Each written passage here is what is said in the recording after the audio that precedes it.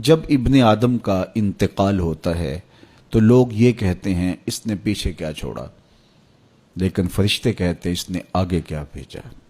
دنیا پہ اس موضوع پہ بات چھڑی ہوتی ہے، اس کی جائیداد کتنی، اس کے بنگلے اور کوٹھیاں کتنی ہیں، اس کا بینک بیلنس کتنے ہیں، کتنی فیکٹریاں چھوڑ کے گیا ہے۔ اخبار میں بھی آتا ہے کہ فلاں صاحب فوت ہو گئے اور اپنے ترکے میں یہ چھوڑ گئے، اپنی اولاد میں یہ چھوڑ گئے۔ تو یہاں یہ عنوان چڑھا ہوتا ہے کہ اس نے پیچھے کیا چھوڑا، لیکن فرشتوں کے مجلس کے اندر یہ عنوان چڑھا ہوتا ہے اس نے آگے کیا بھیجا۔ تو ہم نے یہ دیکھنا ہے کہ اس مختصر سی زندگی میں ہم نے آگے کیا بھیجا ہے۔ فرمایا ابن آدم کہتا ہے مالی مالی، میرا مال میرا مال۔ اس کا مال وہی ہے جو اس نے کھایا اور ضائع کر دیا، پہنا اور پرانا کر دیا، یا اس نے آگے بھیج دیا۔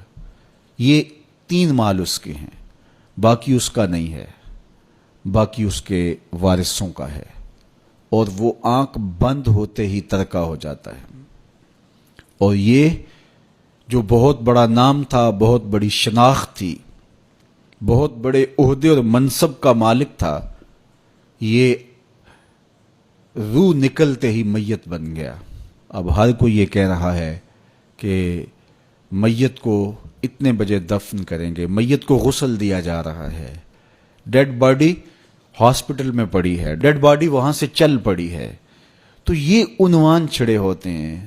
تو اب کوئی نہیں کہتا کہ فلاں منصب دار اس کو غسل دیا جا رہا ہے، کوئی یہ نہیں کہہ رہا کہ فلاں عہدے دار کو جو ہے وہ منتقل کیا جا رہا ہے۔ تو سب سے پہلے اس کی شناخت چھین لی جاتی ہے، اس کا نام چھین لیا جاتا ہے۔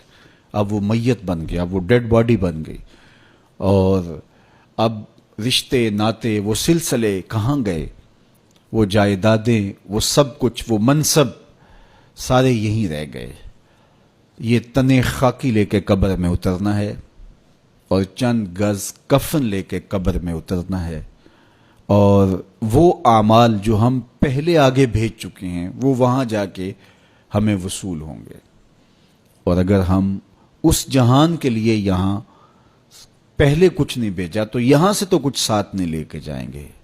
واحد لباس کفن ہے جس کو جیب نہیں ہوتی۔ اگر کوئی کسی کے کفن میں جیب لگا کے اس میں درہم، دینار اور ڈالر ڈال بھی دے تو پھر بھی وہ سکہ وہاں نہیں چلے گا۔ اس کی قبر کے اندر بہت سارے درہم و دینار، سونے اور چاندی کے ڈھیر بھی کوئی ساتھ دفن کر دیں تو پھر بھی یہ سکہ قبر میں نہیں چلے گا۔ وہاں اعمال کا سکہ چلتا ہے، وہاں صالحیت کا سکہ چلتا ہے۔ تو یہ ہم یہاں سے جو آگے بھیج چکے ہوتے ہیں وہ ہمیں وہاں جا کے وصول کرنا ہوتا ہے۔ تو میں اور آپ دیکھیں کہ ہم نے آگے کیا بھیجا ہے۔ مجھے پتا ہے میں آگے کیا بھیج چکا ہوں، اور یہ آپ کو بھی پتا ہے کہ ہم آگے کیا بھیج چکے ہیں۔ تو میرے رب کی یہ کرم نوازی ہے کہ حضرت انسان کو تنبیہ کر کے اس کو بتا رہا ہے تاکہ وہ غفلت کے دائرے سے باہر نکلے اور اپنی زندگی کا جائزہ لے۔ تو فرمایا وَلْتَنْظُرْ نَفْسٌ مَا قَدَّمَتْ لِغَدٍ، ہر جان یہ دیکھے اس نے آنے والے کل کے لیے آگے کیا بھیجا ہے۔